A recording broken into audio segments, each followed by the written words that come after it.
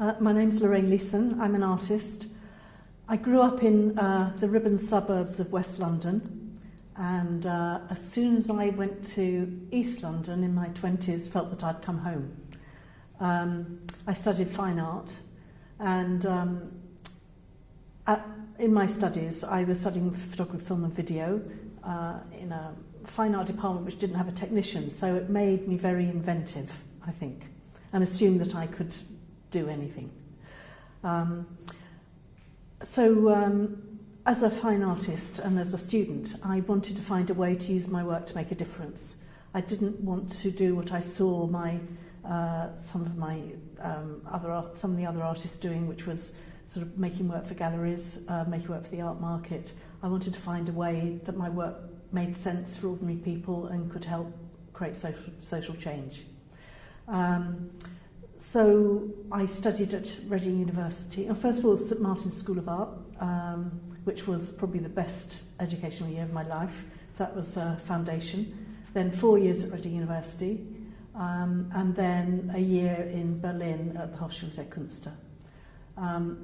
At university, I'd started to work in photography, film and video, partly because I didn't fit anywhere else, and there was a tutor, Ron Hazelden, who sort of took students under his wing who didn't fit into more traditional media, and it was fantastic. I never looked back. So that's when I started really with experimental film, structural film. And then I went to Germany on a scholarship to Berlin, really looking for those artists who were working in the social field.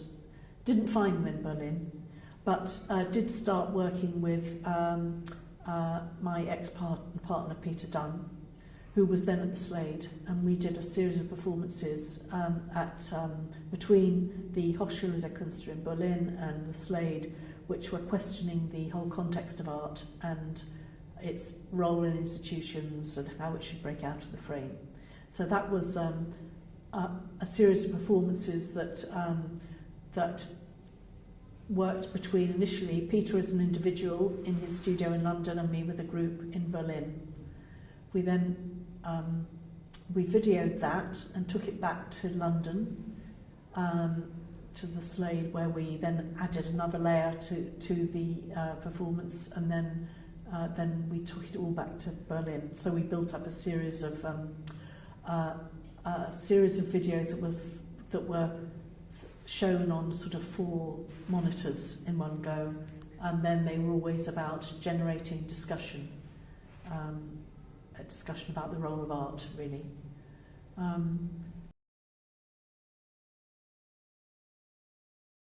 Following that, we tried to work outside of galleries or outside of institutions, and did a piece of work called The Present Day Creates History. And that was looking at the development of 2 towns, and it was sort of image text work, and I suppose it had a slightly Marxist sort of perspective. And then we showed this work in libraries. But I think we were fairly naive in thinking that you just put something in a public place for it to have a public meaning. And people were quite confused about why we did it and what it was all about. And they tended to look at the pictures and not read the words. So we learned, I think, quite early on that the images say more, and that actually it was going to be much better for us to work with people rather than try and take something to people.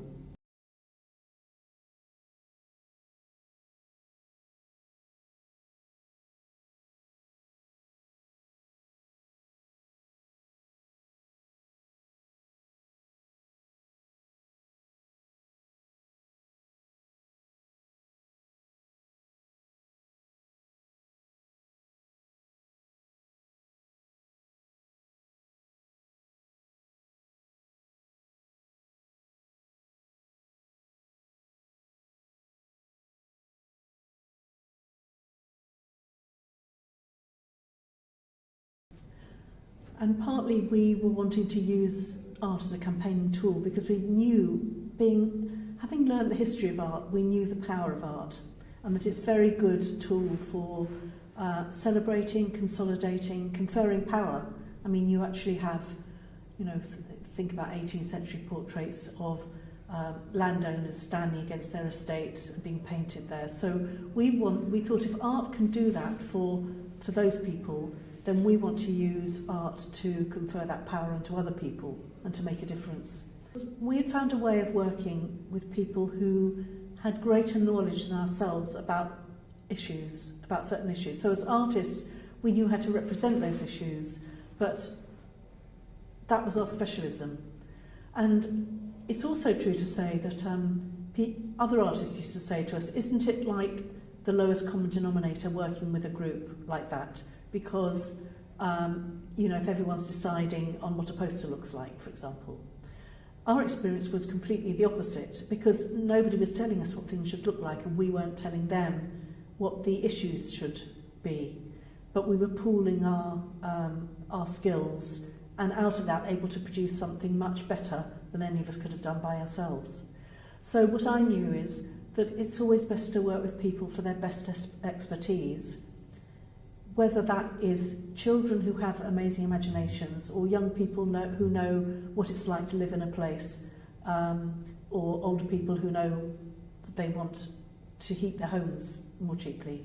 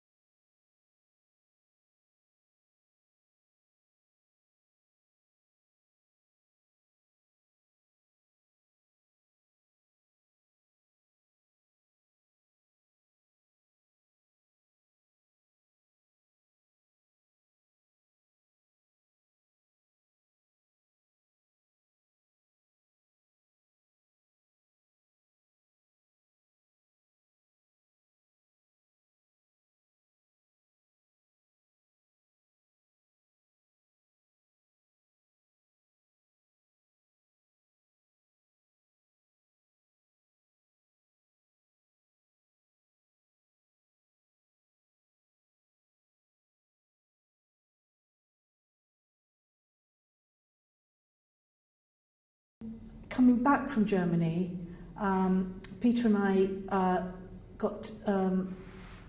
were lucky enough to get a film video fellowship from Greater London Arts Association. And the remit was to work in Bethnal Green and work with different groups in the community in film and video. That was all there was. So we did film workshops in Bethnal Green Museum of Childhood. I worked with any children who turned up, including 18-month-year-olds. Some of their parents would just dump the kids and leave them with us. So we did drawing on film. We'd also used the dolls' houses for sets and did plasticine sort of animation. And worked with the Bengali Youth Movement on a video about them. And then I suppose most significantly for me, it was at a moment when the Bethnal Green Hospital went into occupation. Peter and I had been trying to find a way to work outside of institutions and work in the sort of wider community in a way that people could relate to. And we had done some work initially in image and text in libraries, which we felt people didn't really understand. So when we had the opportunity to work on this health campaign, it seemed like a way that we could find of working on something that had a real social value. And we were asked if we would do one of our workshops in the hospital because they needed a campaign video. Well, we discovered very early on that those two things don't really go together. When people are doing workshops, they need to be able to fail, and they are learning. Whereas a campaign actually needs a very well-produced production, and it needs it done quickly. And so we discovered that wasn't a process that went together very well, and we had to edit out all the camera shake, and that's how we produced the video, called Emergency, about the Bethnal Green Hospital. It gave us an opportunity to work with some patients and their experience, and the campaign committee enabled us to work in the hospital.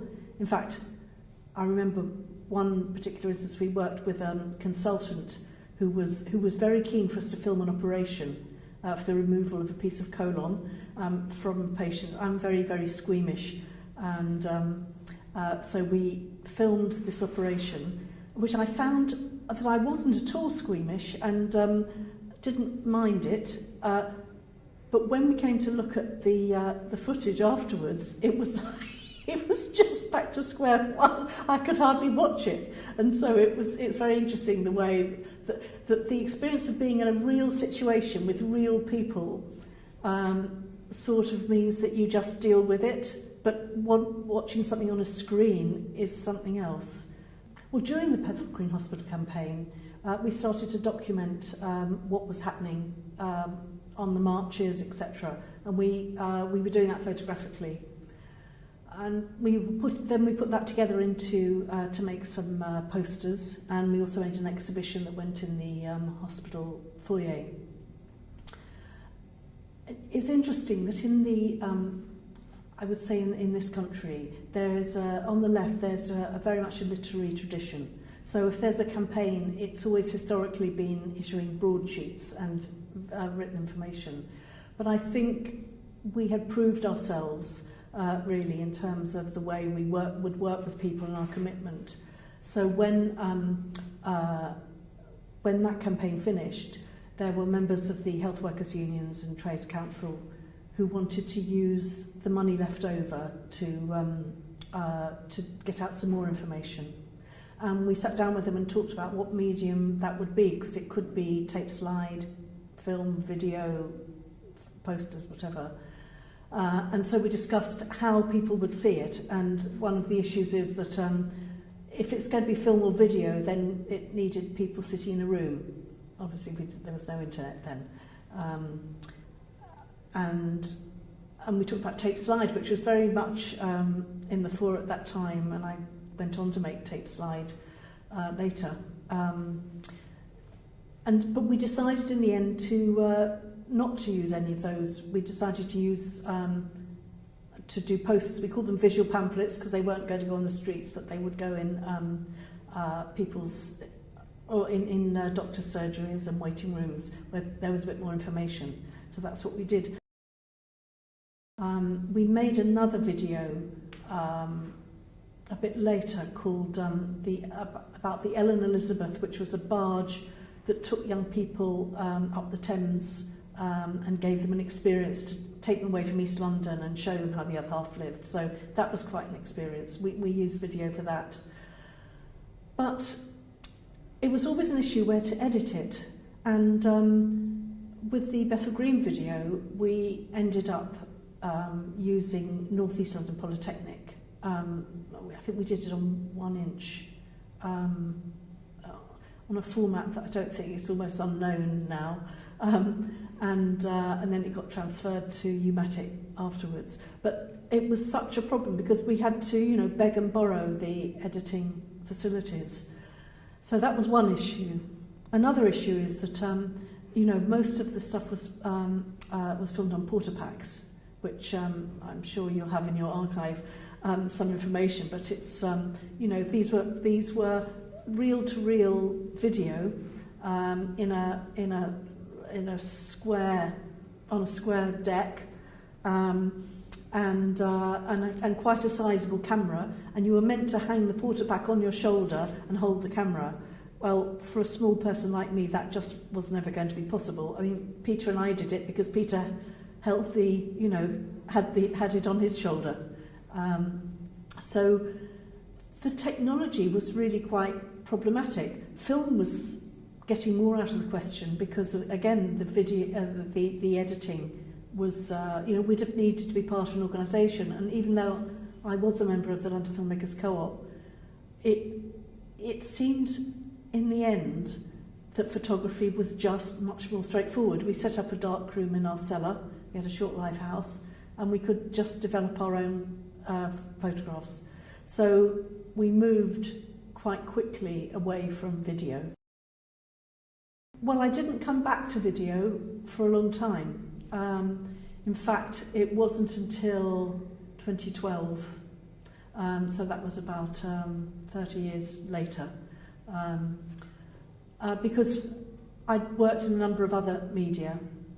The reason I came back to it was for a project that I'm still doing, in fact, where I'm working with a group of older men called the Geezers, and I started off by asking them a question about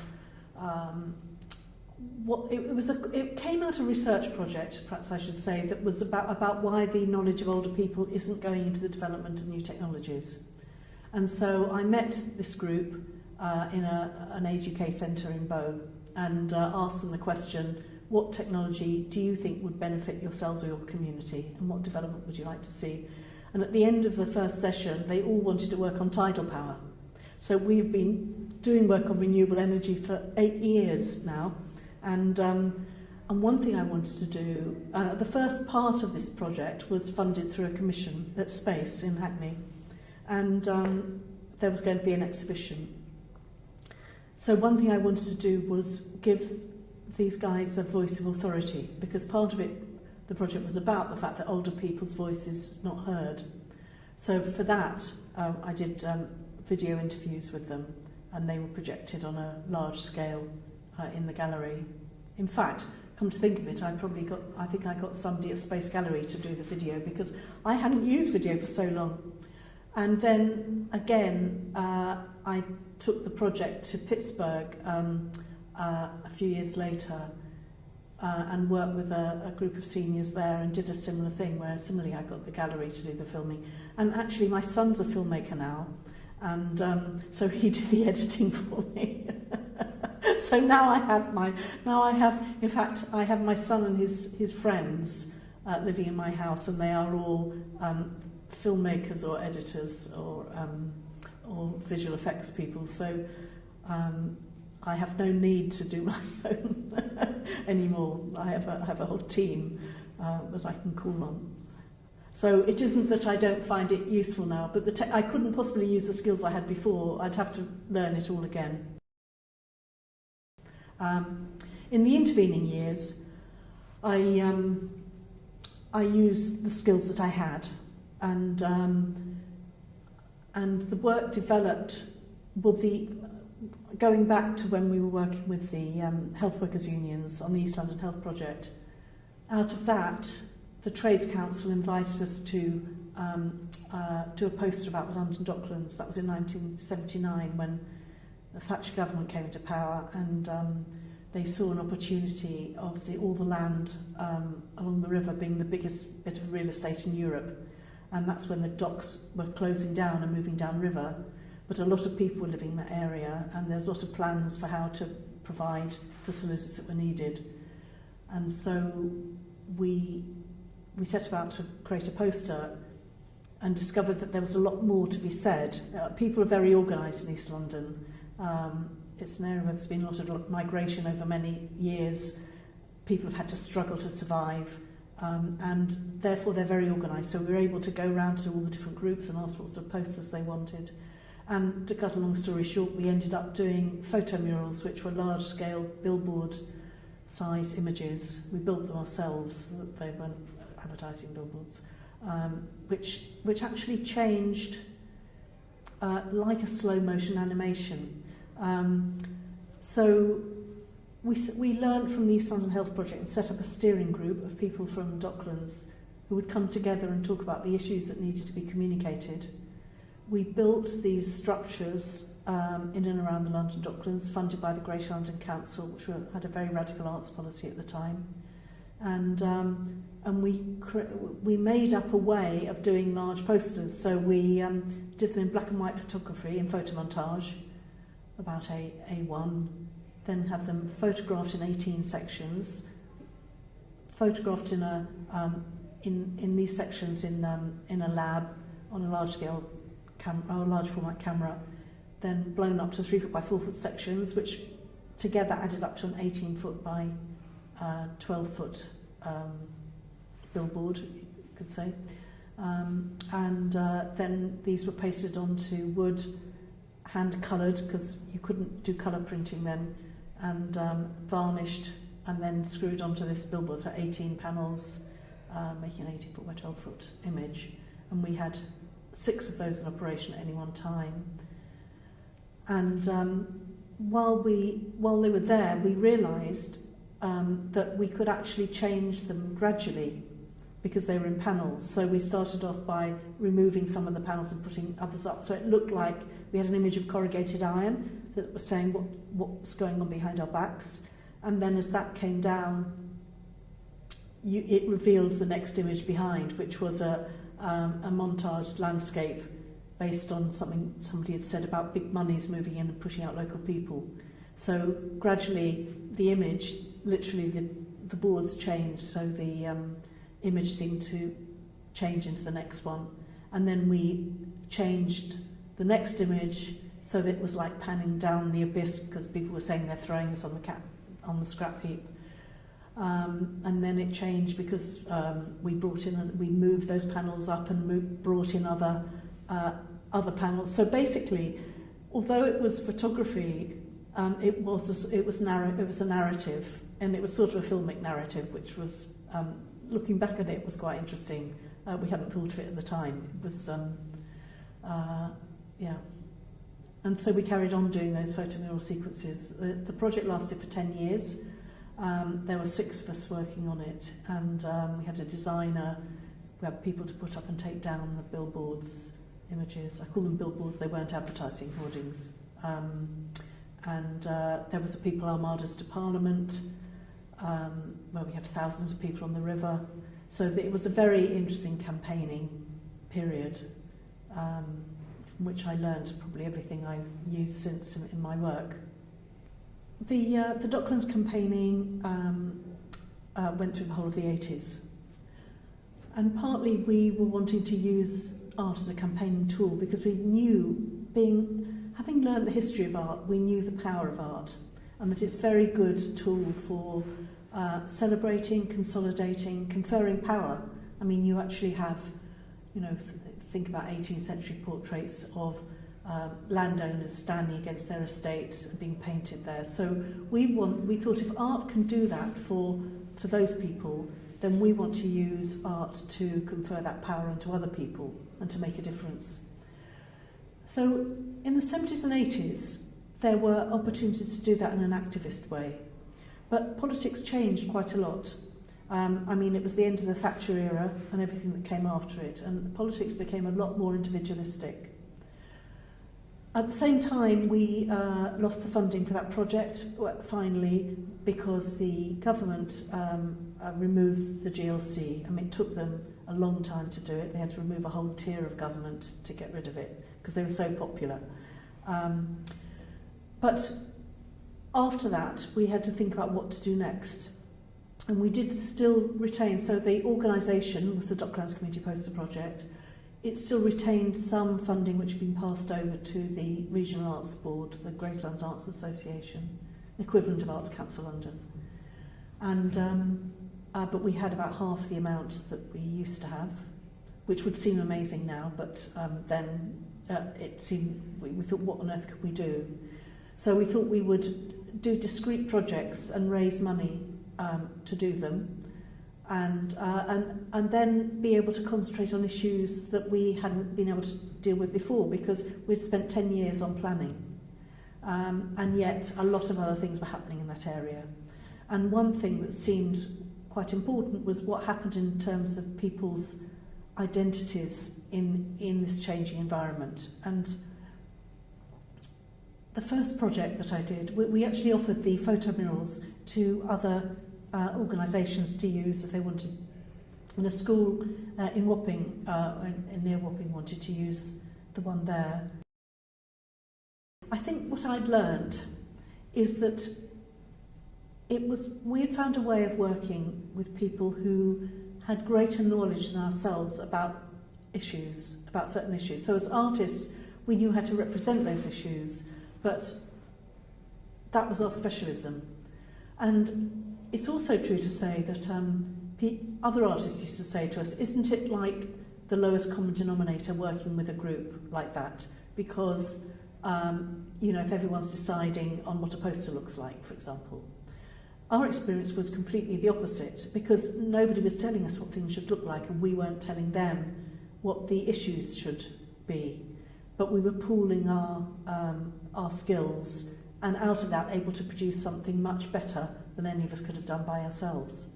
So what I knew is that it's always best to work with people for their best expertise, whether that is children who have amazing imaginations, or young people who know what it's like to live in a place, or older people who know that they want to heat their homes more cheaply. I think we use the media that are at our disposal. So I think things will change as the technology changes, and people will also change the technology as they need it. I mean, it was Walter Benjamin who basically said that, talked about the artist as producer, and that actually it isn't just the content, it's the means of production that is important. So I think people will use technology and media innovatively, and that will change the way it's done. So I think it's not possible to predict, because obviously everything's changing so rapidly, and with social media, I haven't used social media myself, but you know, that is obviously going to be a new area for people to explore. And I suppose also video has taken on a different role, hasn't it, in the sense that, you know, it's something that a lot of people do. I always can't stand when it's done badly, but a lot of people take little snatches of video, and it goes on YouTube or Vimeo or something, and so it's become a currency of the way information is disseminated and exchanged. So it's impossible to say how it's going to change, except that it is going to change. I think there's no question, and it's changed from when I was working in the 70s. Because it was very straightforward then, in a way.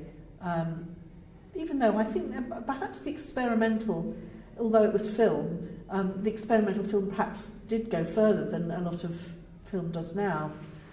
But I think we move in and out of the technology, and we're going to use it to make new things happen. So I didn't know, for example, when I asked a question about technology to the geezers, that we were going to be doing tidal power. I thought we were going to be doing something with digital technology, but we didn't. So we're working with engineers. So I don't know, and I think it's part of art. The power of art is to work, is the unknown. I think artists work on the edge of the unknown, and that's what makes it important, because if we work within what's known, then we don't change anything. Nothing new happens. So you have to always be open to possibility.